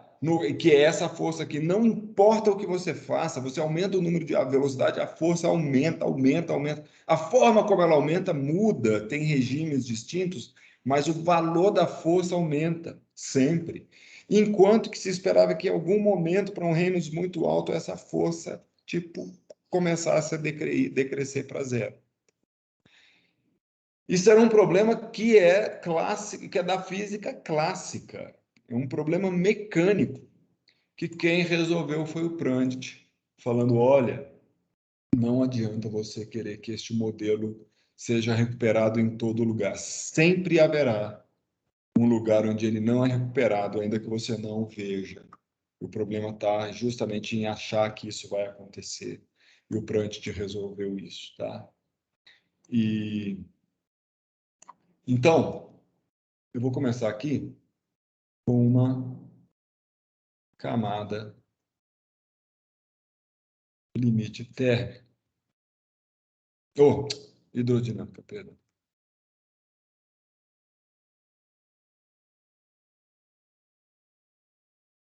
Tá? Então, tem aqui a camada limite hidrodinâmica. Tá? O que vai... como é que a gente vai começar esse estudo sobre uma placa plana? Todos os conceitos são bem definidos sobre o escoamento sobre a placa plana, principalmente porque, como a camada limite é muito delgada, ainda que essa placa plana tenha alguma curvatura, tenha alguma coisa, como ela vai ser muito delgada, a coisa não vai... Ela vai parecer plana, tá? Mas a gente depois vai tirar ela dessa condição plana também, totalmente. Vamos ver como que isso pode ser feito, tá? Mas o modelo parte como? A gente tem uma superfície, tá certo? A gente vai botar aqui um sistema de coordenada, que aqui é a direção X, aqui é a direção Y. O escoamento, no nosso modelo aqui, ele está encontrando a camada, ele vem, ataca essa placa plana, e ele vem uniforme aqui. Então, esse é um U uniforme. Tá? Quando ele encontra a placa plana aqui, a primeira camada de fluido adere. Então, é preciso observar a condição de não deslizamento.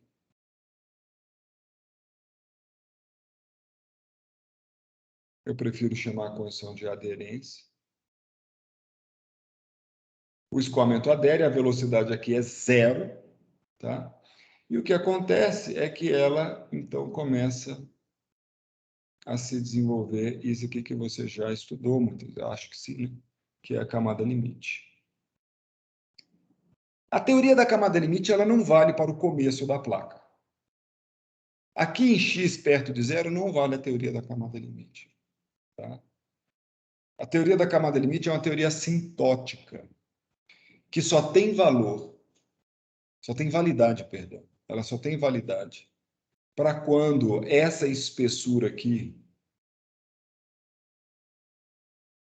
que nós vamos chamar de delta, todo mundo,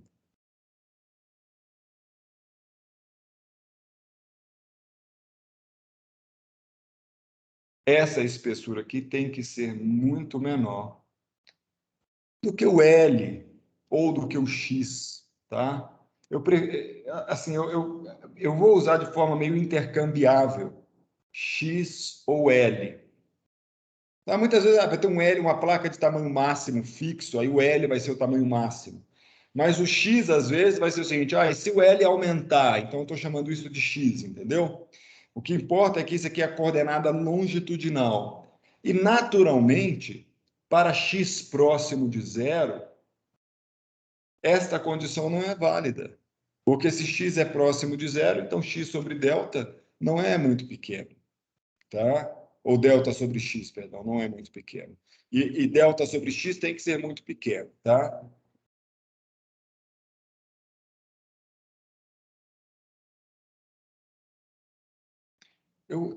No começo aqui, quando eu estiver fazendo análise de escala, eu vou usar delta sobre x muito pequeno.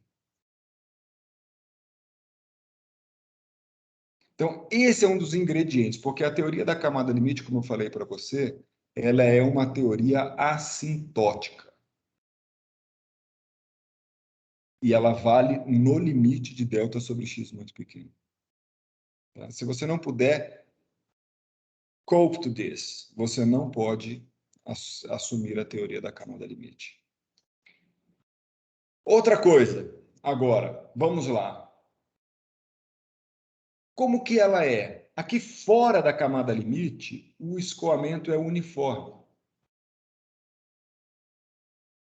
Na verdade, é preciso que exista um lugar fora da camada limite onde efeitos fora da camada limite, não, eu botei onde ali, mas fora da camada limite, efeitos viscosos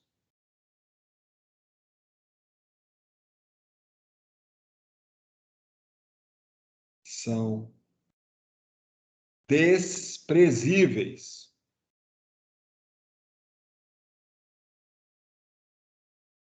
Se não existe uma região no seu escoamento onde os efeitos viscosos são desprezíveis, você não pode falar que tem camada limite, porque a camada limite pressupõe que tem um lugar longe da parede onde a viscosidade não é importante. Tá? Então, o que ela está pressupondo?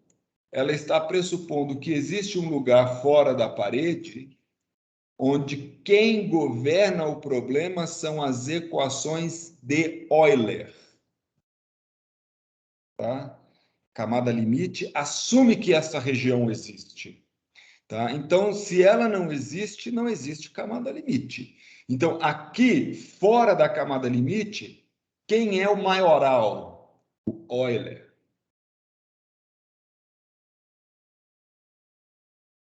Certo? Ou seja, o du dt igual a menos grande P. Aí, se tiver gravidade, vai. Equação de Euler. Aí tem uma outra questão aqui. Se você der um zoom in para valer mesmo, tá? Você vai ver que tem alguma região aqui, ó.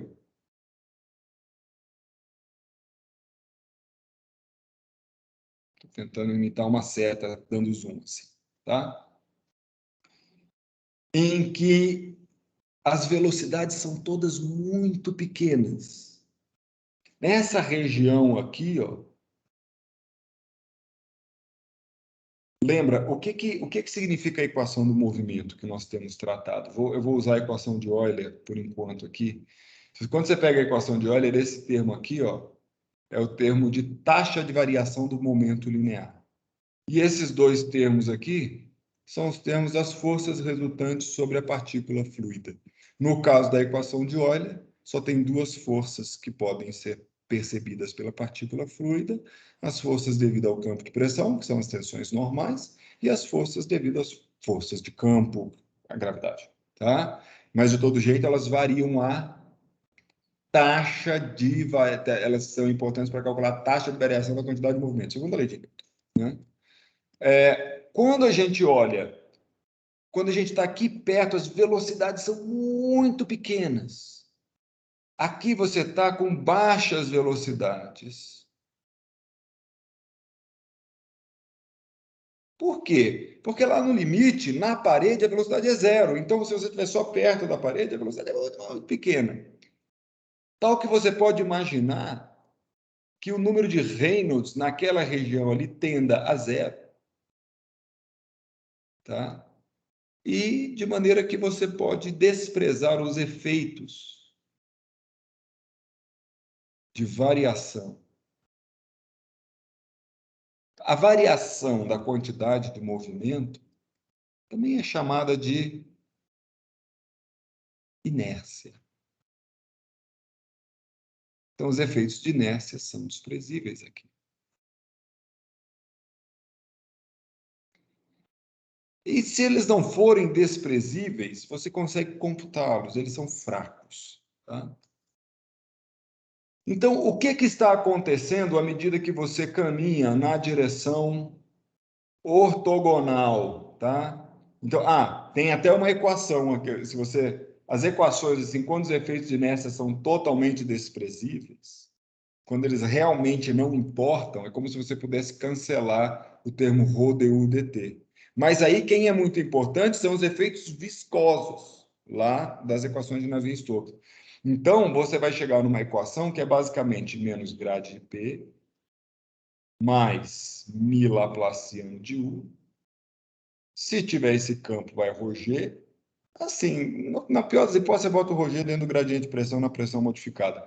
Tudo isso aqui é igual a zero. E essas Professor, são as equações. Oi.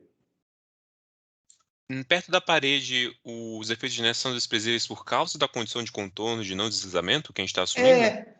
Não, eu tô tentando dar uma extrapolada. Você tem essa condição de contorno de não deslizamento, a velocidade não é zero ali, então vamos supor que você anda assim, sabe? Só um tiquinho. Pô, é como se fosse um melzinho escoando ali na primeira camada, a gente tá bem devagarzinho. Aí depois na segunda camada um pouquinho mais rápido, e aí ele vai esticando. Tem um lugar ali, íntimo, ali, próximo daquela superfície, que está parado ou tá se movendo como uma glicerina, assim, sabe? Aqui, quem governa esse problema são as equações de Stokes. Ó, que legal. Tá? Aqui no meio, então, olha lá. Aqui, ó, quem é importante aqui fora? Aqui naquela parte vermelha. Aqui, o importante é a inércia.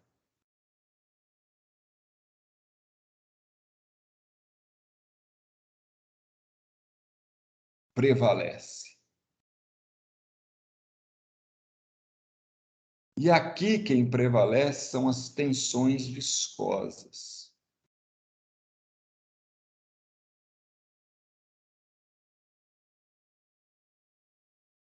Você pode imaginar o seguinte, ó. Você pode imaginar assim. Fora da camada limite, lá fora da camada limite,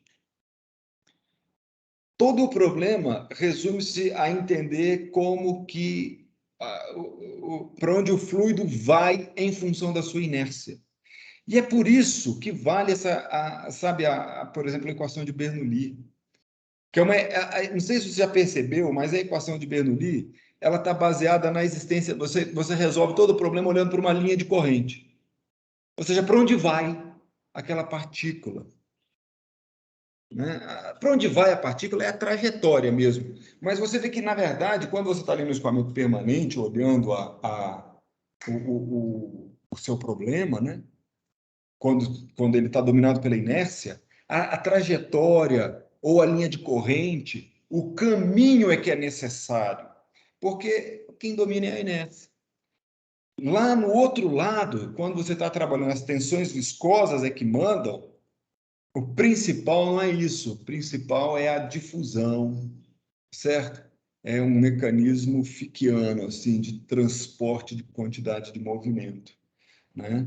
Então, a partícula pode até passar, certo? Mas as tensões não necessariamente têm a ver por onde passa a partícula fluida. Bom, muito bem. Entre o Euler e o Stokes, você tem o Prandtl.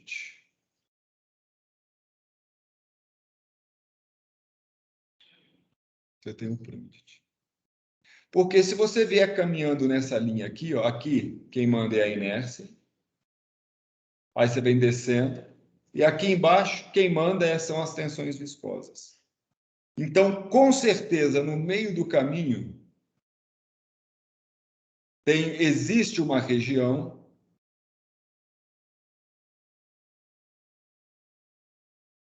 em que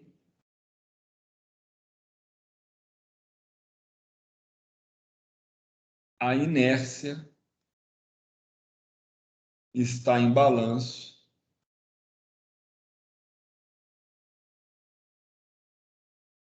às tensões viscosas. Tá? Essa região aqui é a camada limite.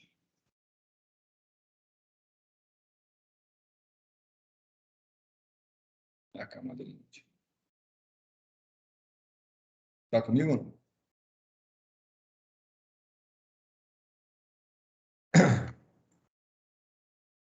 Eu vou fazer um parênteses aqui, tá? Se você pegar as equações de Navier-Stokes, tem ρ du dt igual a menos grade P mais mi Laplaciano de U. E eu vou dizer o seguinte, eu vou dizer que as forças de campo estão aqui na pressão. Isso aqui seria a pressão modificada. Tá? Bota pressão modificada. Né? Você pode ter uma certa situação em que está em balanço com grade de P. Ou seja, que a viscosidade não manda nada. Tá? Então, isso aqui é a teoria potencial. Que vem da equação de Euler. Assim, obviamente, ela pode não ser potencial, porque você pode forçar a barra e criar uma vorticidade. Mas, mesmo que tenha vorticidade, você pode dar uma generalizadinha no seu potencial, desde que não tenha viscosidade. Tá? Teoria potencial. Você pode ter uma outra situação. Você pode ter uma situação em que mi Laplaciano de U está em balanço com grade de P. E aqui essa é uma situação interessante, porque grade de P são tensões. Né? Tensões normais. Esse aqui são tensões deviatóricas. Né? Fora da diagonal, digamos assim. Né? Este caso aqui seria um caso de equilíbrio dinâmico do movimento.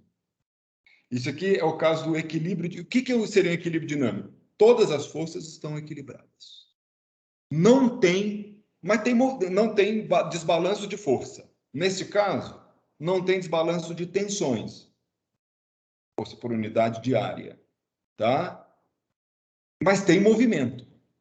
Esse aqui é um caso de equilíbrio. Esse aqui não é equilíbrio, hein? Por que a teoria potencial, as equações de Euler... Eu prefiro falar, eu acho que o mais bonito seria falar assim, equações de Euler, teoria potencial. O que eu vou fazer? Euler. E aí eu vou botar aqui, teoria potencial.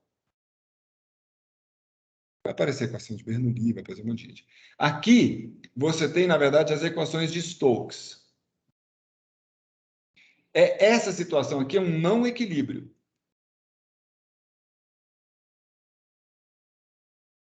Esse aqui é o equilíbrio. Só que, por que é um não equilíbrio? Porque essas tensões normais não estão em equilíbrio. E elas estão produzindo estão variando a inércia.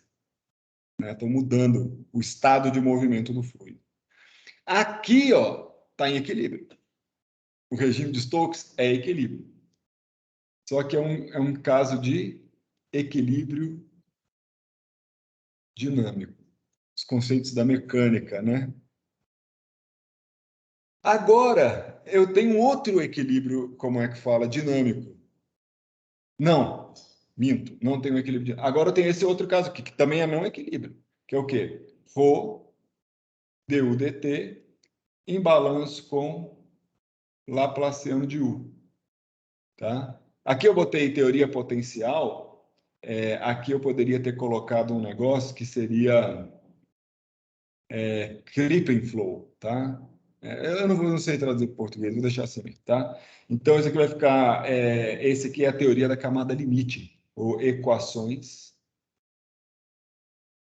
da camada limite. Também está fora do equilíbrio. Mas olha que bonito, né? Eu estou fazendo balanço de todo mundo com todo mundo. As equações de Navier-Stokes, dependendo dos limites que você leva para ela, no limite que não tem, que não tem inércia, Stokes. No limite que não tem viscosidade, Euler. No limite em que o balanço é entre as tensões viscosas e a inércia, camada limite. Faltou só uma situação para a gente, né, fechar uma analogia com a mecânica das partículas, ou sei lá, né, que seria um equilíbrio estático. O que é o problema de equilíbrio estático na mecânica dos fluidos? É o grade de P, nesse caso é a pressão modificada, igual a zero. Como eu botei para todo mundo esse tiozinho aí, vou botar aqui também. Isso aqui é o equilíbrio estático. Na verdade, isso aqui vai dar uma equação que é grade de P, como é que fala, mais ρg, igual a zero, que é a equação geral da estática dos fluidos, né? Então, esse aqui é um panorama da estática, né? Ou da mecânica dos fluidos, olhando para os diversos... E em todas elas a gente consegue fazer muito progresso. Se você estiver estudando só isso aqui, ó, das equações de Euler vai sair a teoria do som. O som, a acústica, é uma consequência das equações de Euler. Você vai lá, perturba o ρ e põe nas equações de Euler. Vai sair toda a acústica, é isso. Tá? Aí gera um ramo de estudos, que é a acústica.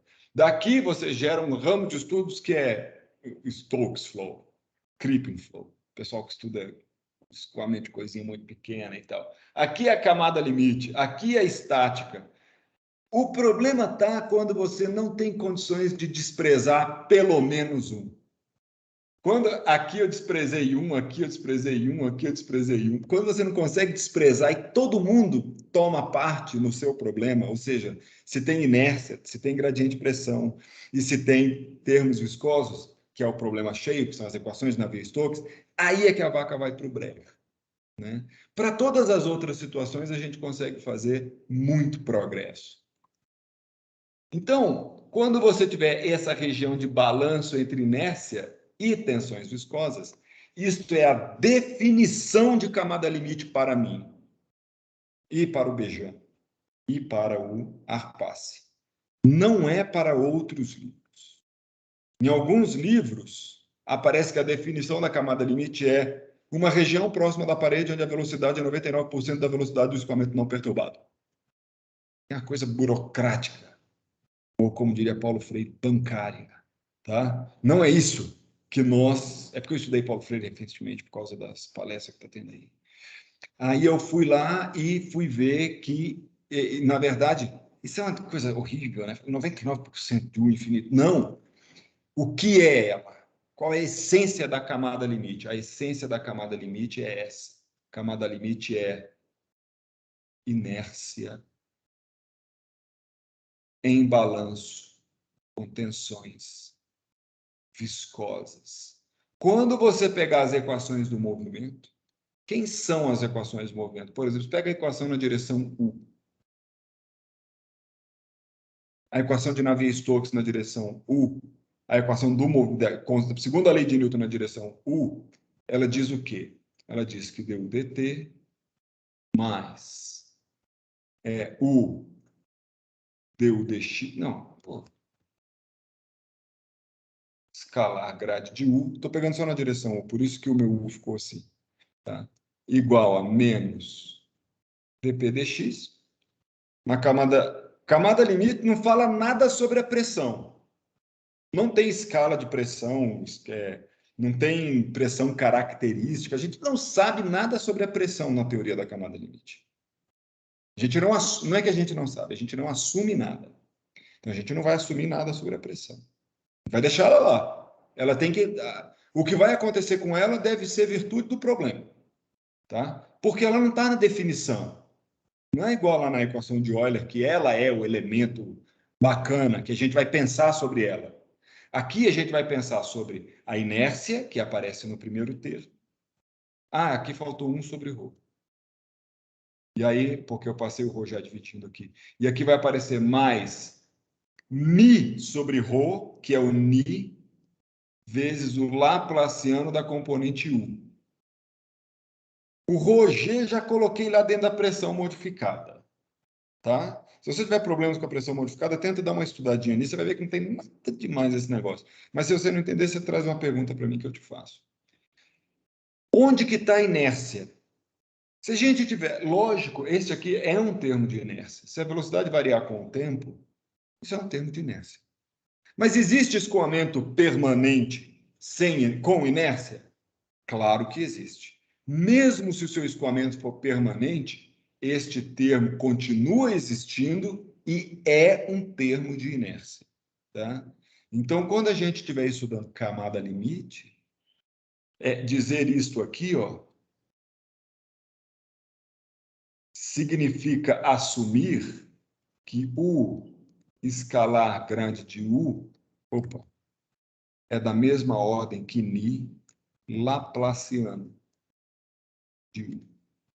Ou, se você pegar componente a componente, U du dx mais V du dy é da mesma ordem que Ni d2 dx mais d2 dy2. Na verdade, e aí a gente vai só ter que vai ter que só decidir assim, se isso aqui é verdade, pela definição que a gente está construindo. Eu só tenho que saber se esse termo é do mesmo tamanho que esse e se esse termo aqui é do mesmo tamanho que esse. Porque se por acaso, digamos assim, que este termo, a gente fica olhando para esse termo aqui, V du dy, e a gente fica com vontade, às vezes a gente fala, pô, esse termo pode ser muito pequeno, porque o V pode ser muito pequeno. E se o V for muito pequeno mesmo, e se du dy vezes V, que na verdade o termo não é V, o termo é V vezes du dy. Se V du dy for pequeno, pequeno em relação a quem? Precisa comparar o V du dy com os termos do outro lado? Não. Não precisa. Não precisa porque, por definição da camada limite, você só precisa comparar. Eu vou dar nome aos termos. A, B, C e D. A gente só precisa decidir quem é maior, se é A ou B, para ficar com ele, e quem é maior, C ou D, para ficar com o maior. Eu não preciso comparar o maior do lado direito com o maior do lado esquerdo, porque, por definição do nosso problema, o maior do lado direito tem que ter o mesmo tamanho, o mesmo peso, a mesma importância que o maior do lado esquerdo. Porque esta é a definição de camada limite para nós. É uma região ali do escoamento onde esses dois efeitos estão em balanço. Falei? Então é isso que eu tinha para dizer. Perguntas?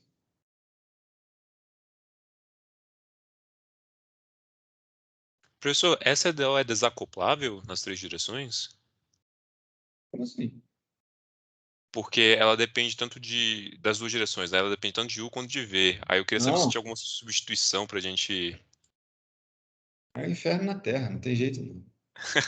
Tá bem, obrigado. Não, como é que fala? A gente, no É não fundo, vai linear, dar né? totalmente não linear. Onde é que está a não linearidade? No produto de V com a No derivada de U e Laplaciano. de U. Isso. Não, Laplaciano não. Laplaciano é Não, no linear. Laplaciano é linear. O U, o não linear está no termo convectivo, naquele que está com a chave ali. Ó.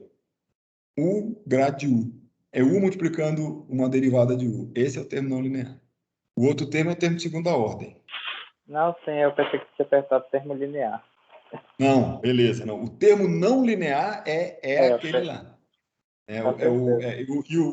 O Laplaciano é naturalmente o termo linear. Mas a pergunta do Felipe foi o seguinte: tem jeito de resolver a equação de U sem resolver a equação de V? Tá certo? Analiticamente, nada assim até o fim, como diria Guimarães Rosa, até o rabo da palavra? Claro que não. Tem que resolver todo mundo junto. Mas o que é a teoria da camada limite? A teoria da camada limite é um gato para a gente resolver as coisas separadamente. Tá? A gente vai dar um jeito de resolver ou de propor uma solução. Como ela não é a solução até o rabo da palavra, ela é uma solução apenas no senso que eu lhes alertei no começo da aula. A solução do problema da camada limite, por mais elegante e bonita que pareça, é meramente uma solução assintótica de um problema. Ela vale num limite assintótico. Ela só é válida e é tão mais válida quanto melhor for a aproximação delta sobre x muito menor do que 1. Tá? À medida que você vai saindo dessa aproximação, as coisas vão ficando ruins. E à medida que você vai perdendo as outras coisas. Se, por exemplo, você, de repente, olhar para o seu problema e não puder dizer com clareza que há uma região em que não há influência da viscosidade, então você não pode usar o seu problema. Não pode usar essa aproximação. Tem uma coisa que tem que ser muito importante. Se você faz simulação numérica, se você trabalha com simulação numérica de escoamentos, ou com PIV, ou com métodos assim, na hora que você estiver fazendo uma simulação, vamos supor que você tem aqui um aerofólio. Ou na hora que você estiver estudando seu escoamento, eu falei simulação, mas não precisa ser. Você está estudando seu escoamento lá. Tá? Uma coisa que você pode fazer, né? Então você vai lá e faz como é que fala? O desenho dessas linhas de corrente aqui.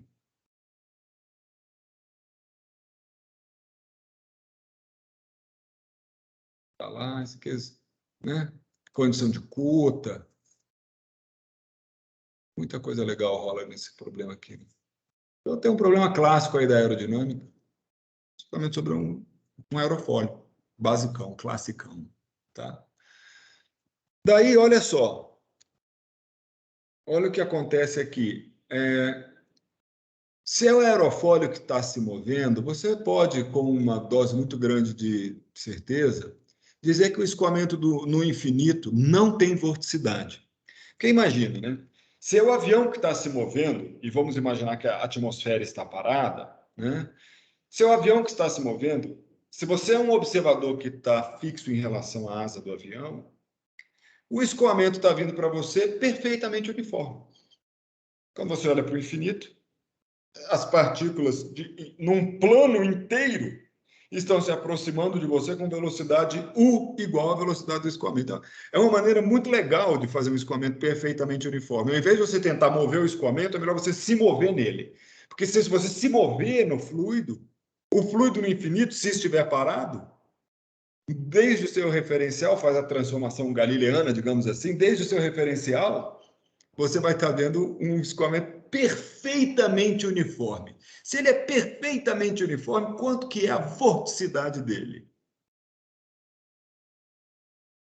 Nula.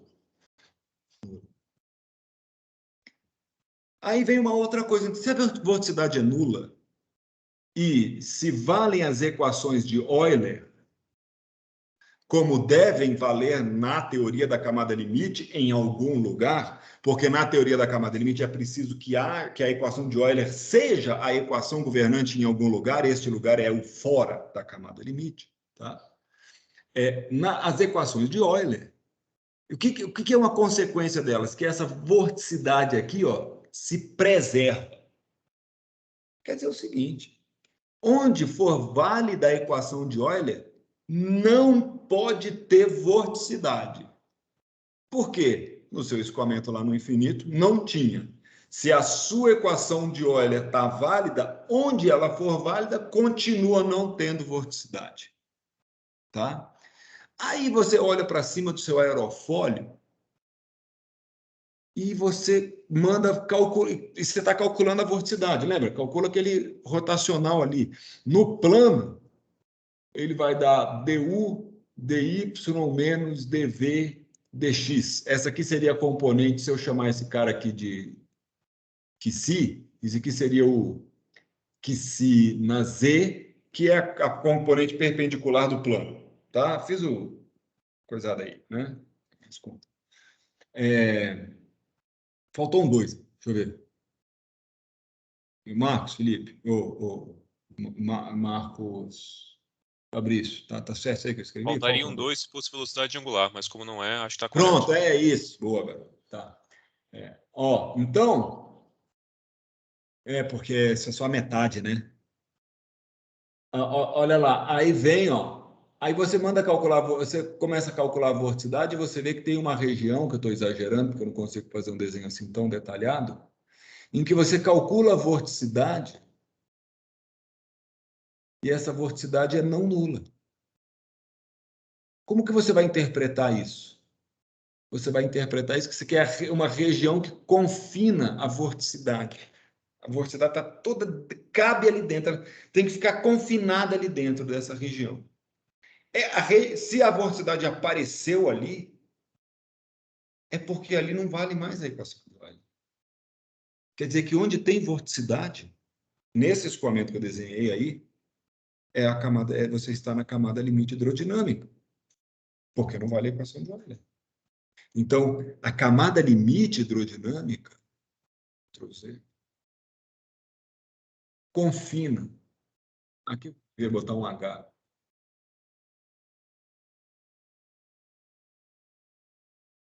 A vorticidade do escoamento.